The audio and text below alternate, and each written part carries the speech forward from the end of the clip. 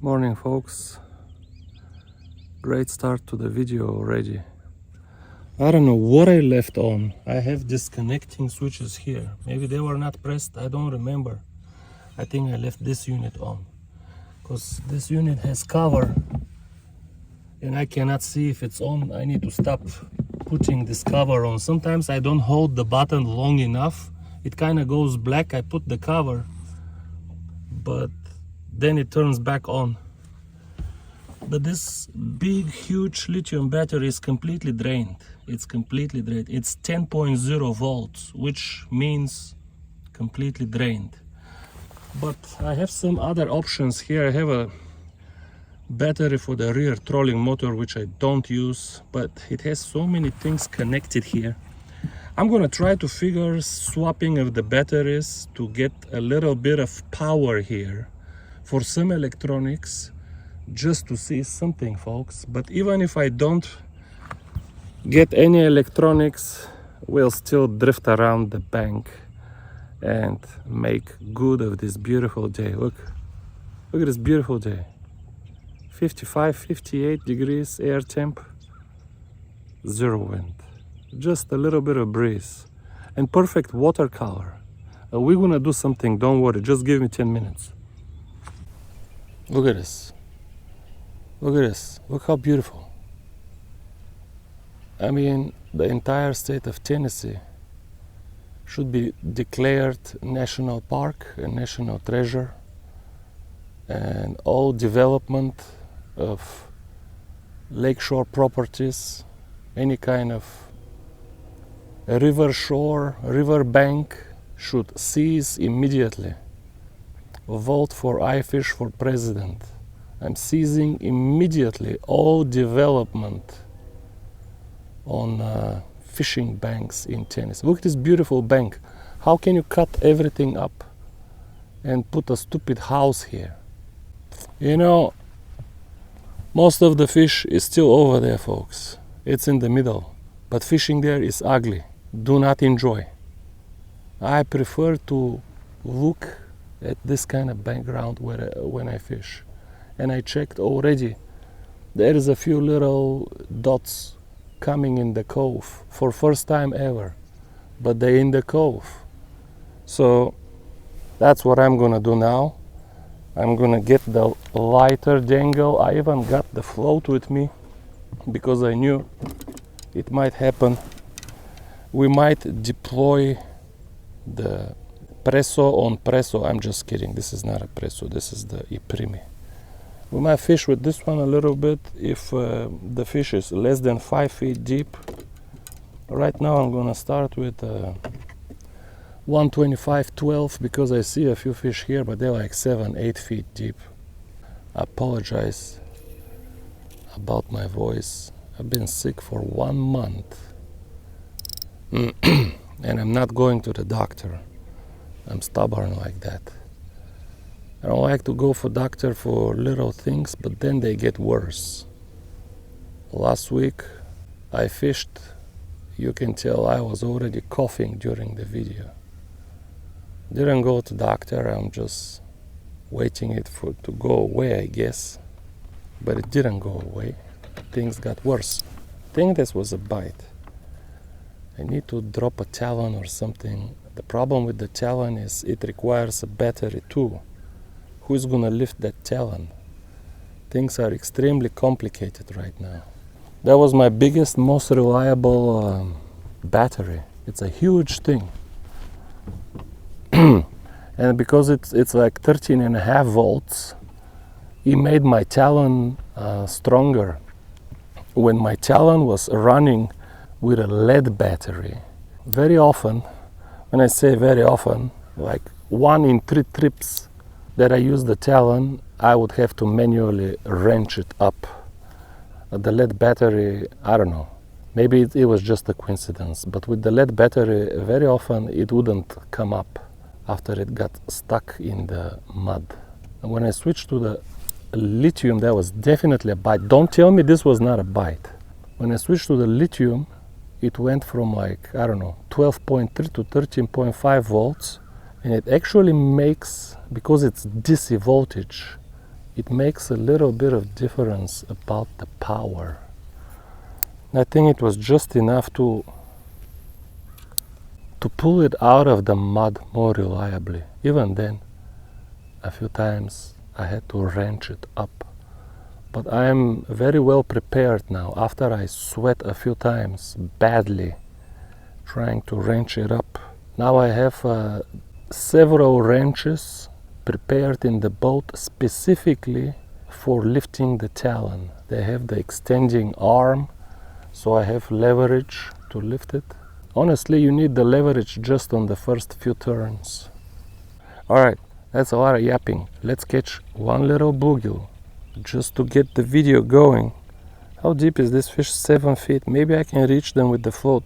They don't want to chase, folks. Maybe if I dangle instead of chase, they will hit. Who knows? Gotta go even deeper, folks.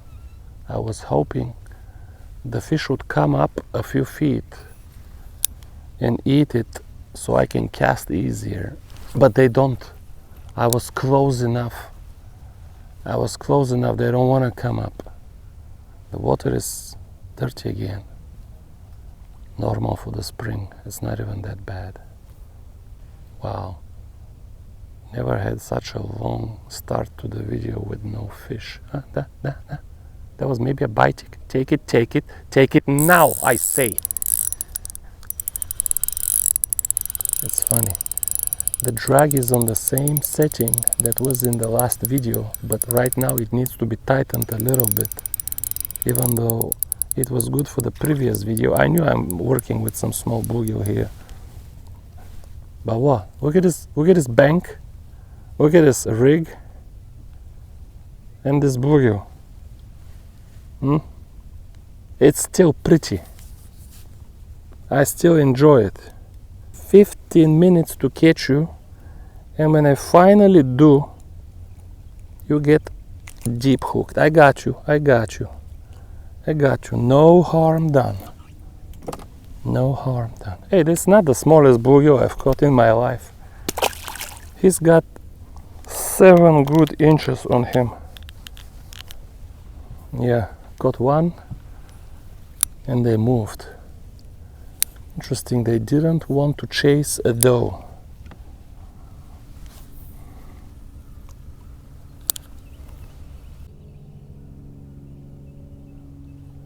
Oh, fish! Wow, no bite. I just pulled. Hello, Mr. Basic. You know what, folks? I'm moving. Beautiful, gorgeous cove. But there's not enough fish here. I don't know what they're eating with this red top lip. Maybe it's just the color of the teeth. Not enough fish here, folks. My standards lately are a little elevated. Last week I just killed them. I mean, I caught, I don't know how many fish. I don't want to say numbers because it doesn't sound nice, but this is just the first cove that I checked, and I stopped here because it's already 10:30. We're not gonna make a video here. There's not enough fish here for a whole video. Check a few other coves. I'm not gonna fish deep though. I don't wanna fish deep today. Look at this beautiful day. Now let's see if the lead battery will lift the Talon. Fingers crossed. Go. See? The lead battery doesn't work. It's just no good. Has no power because I was using it also for the electronics. Don't worry, I'm prepared. It will take another 10 minutes now. We'll reconnect in a second. This tree fell in the water or somebody made it fall. Beautiful water here, folks, and there is water spilling, but I don't see fish here by the spillway.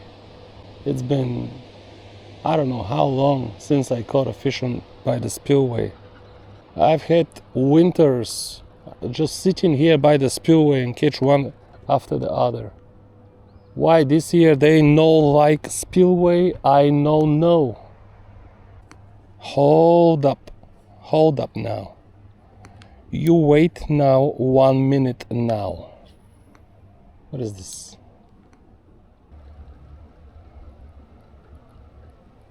There was a good bluegill chap. Second. That's definitely a bluegill. The way it hit. Pam! Like with a hammer. It just hit like a hammer. That is a good bluegill, folks. Did I not call it? But sometimes I catch nice females here. Look at this. That's a 8-inch female. 8 inches.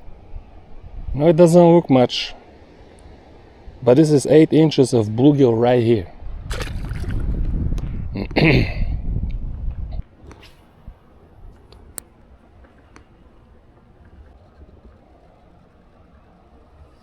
There's one more. Feels the same. Man, they hit in the spring like a... how to describe it? Like you hit the little bell when you're at the hotel and you want somebody to help you, like tan! Such a vibrant hit with polyester. No other line transmits vibration like polyester. Yep, it sucks. Yeah, it jumps out of the spool. Yeah, it breaks randomly sometimes. You feel nothing really happened. But the way it transmits vibration, folks, there is nothing else. A braid has less stretch than polyester. But because braid is soft and not rigid, it still doesn't transmit vibration as good. Because unless it's perfectly straight and tight, vibration gets killed. Only if the braid is perfectly stretched, it will transmit vibration as good as polyester.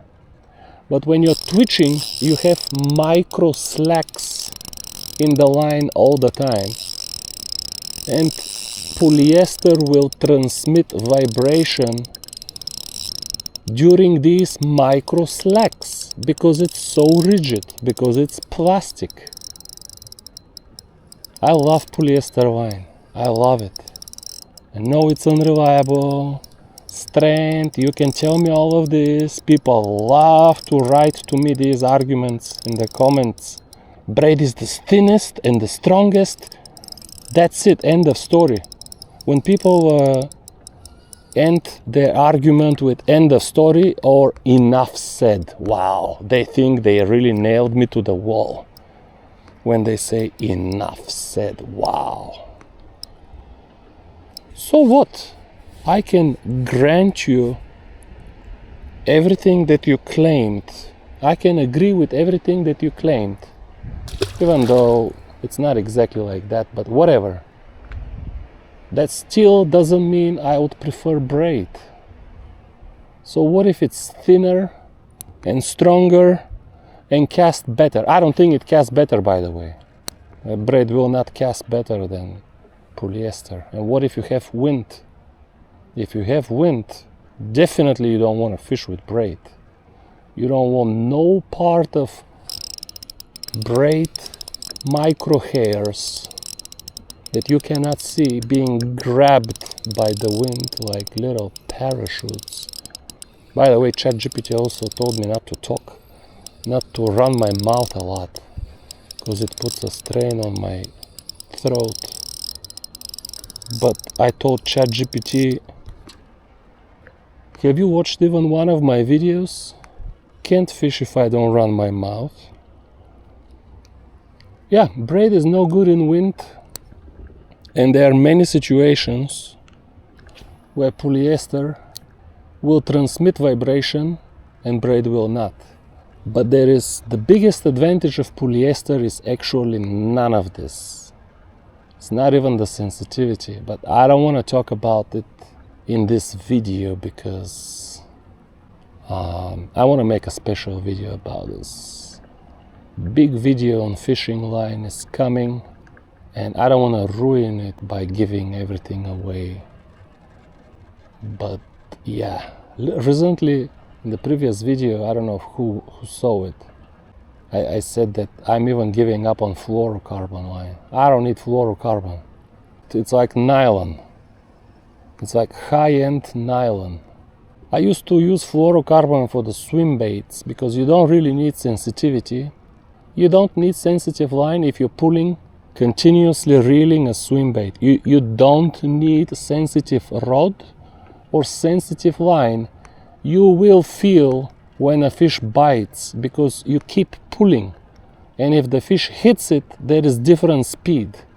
It will get heavier or lighter, and you're gonna feel it right away. It's not about tap. There is no taps there to feel. But I don't like the feel of fluorocarbon. Too spongy. Too spongy. The only place where I like fishing with mono and I like spongy is float fishing, but I might be even rationalizing that because I don't think you can float fish with polyester line. Good cast. It's only like 7 feet there, if you can believe it. I can probably even work the float there because this point extends. I caught a lot of fish shallow in my last trip. That was last week. So today I was just determined to fish shallow. Okay, snag. Definitely snag. You know what? I don't want to lose this jig. It's a beautiful orange dangly tail, and I don't have any more of the orange dangles. It will lift now because I swapped with yet another battery. This one is lithium. Watch. No problem. Lithium lifted easily. The lead one doesn't do nothing. I'll try to save this jig head now. I wanted to go somewhere else because yeah, I caught a few fish here, but I don't see biomass here, folks. That will be difficult to pull out of, but come on. Man, I got it good. Man, we're gonna lose it. Gosh dang it, we lost it, folks. This for nothing. But let's do something. Let's run to the shallow end, check for some fish shallow. Folks, very quick timeout to say thank you to one of my longtime subscribers, Mr. Michael Kindeski from New York. It took a long time to write me this 2-page letter with absolutely beautiful handwriting, by the way. I'm not gonna discuss the content of the letter and the philosophy. I'm not gonna get philosophical and all of that, but just wanted to give Mr. Michael a shout out because he's 82 years old and he's fighting some health issues. Like I'm 47 and I'm already fighting health issues, so you have my sympathies, Mr. Michael.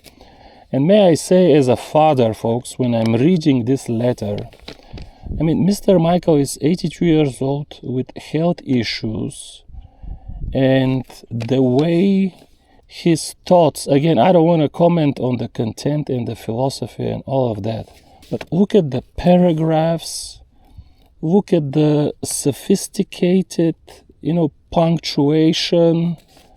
Everything is so subtle. His thoughts are so organized.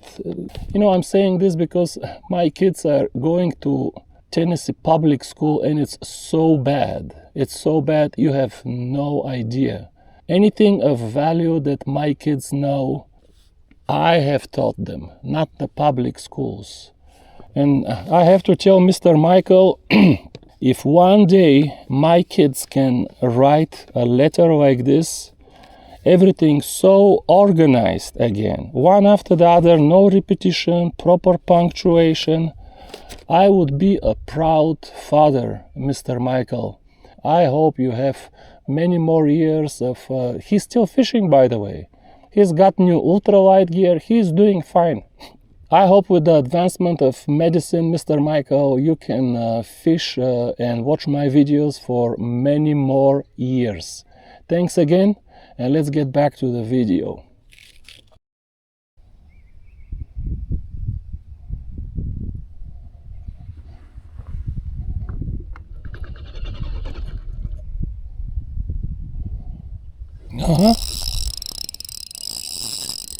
Look at how they run. I was about to give up on this cast. Not a small bluegill. That's the other thing. The fish that move shallow first are not small. It's a decent bijik. I have not caught one baby bijik yet.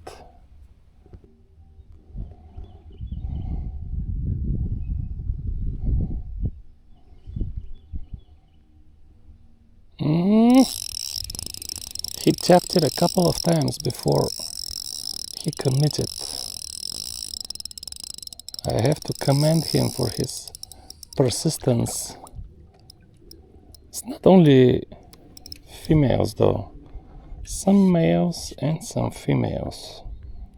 We are catching a mixed bag here, but pretty far from the bank.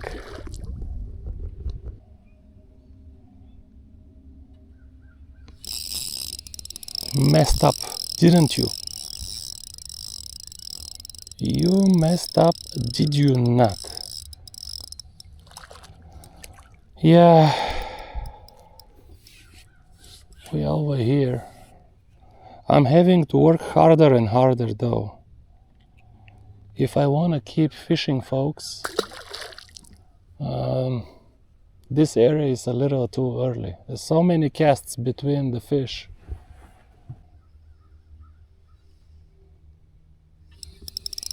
He messed up. Lately they're messing up. They're chasing, folks.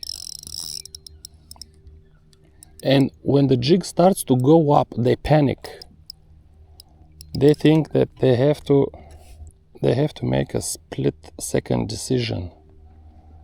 Do I strike or do I let it go? Sometimes they let it go. Sometimes in the panic, they just pull the trigger and they strike it. I'm fishing in like 4.5 feet of water now. 1.25 number 10. Now, ideally, if I'm going to be fishing for mostly bluegill, I want 125 number 12.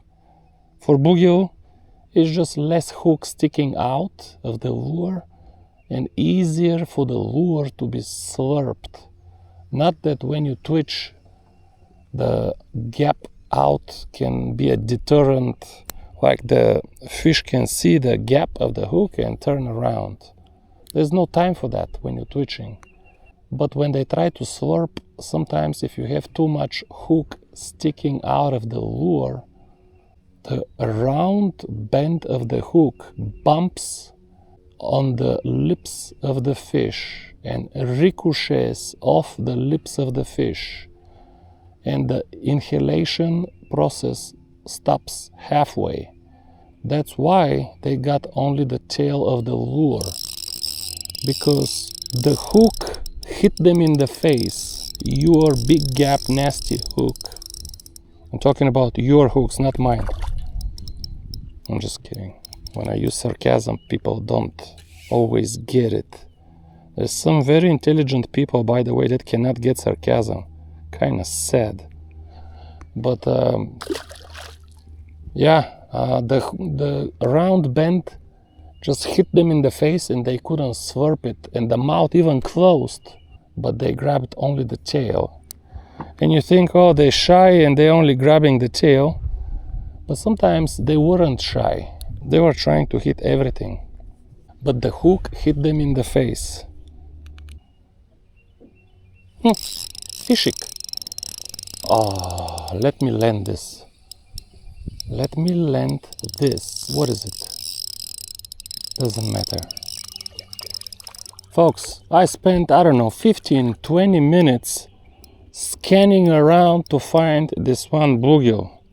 Might be the smallest of the video, But I'm gonna end the video with this beautiful scenery, the rod, the background, the fish, the jig head, the lure, the gloves. Come on, man, how do you beat this? The fish are starting to move shallow, folks, but there's not enough numbers yet. You saw how many spots I had to fish to put together one video today. One, the cove, the spillway, this bank, that bank, back to this bank. I don't know, 4 or 5 spots to put together enough fish for one video. But they are moving shallow. Soon they will be shallow in numbers, and we're gonna have some good times, folks. But right now it's like 12:15, maybe 12:30 already. The sunlight in the water is too much, and the fish that are shallow feel exposed. They feel that, I don't know, people can see them. At least in my head, that's what happens. And they pull back deeper because, I don't know, just an hour ago it was a little bit cloudier and I could find fish here. But right now it's everything just got out of here. But I'll take what I got today, folks. It was still a gorgeous day.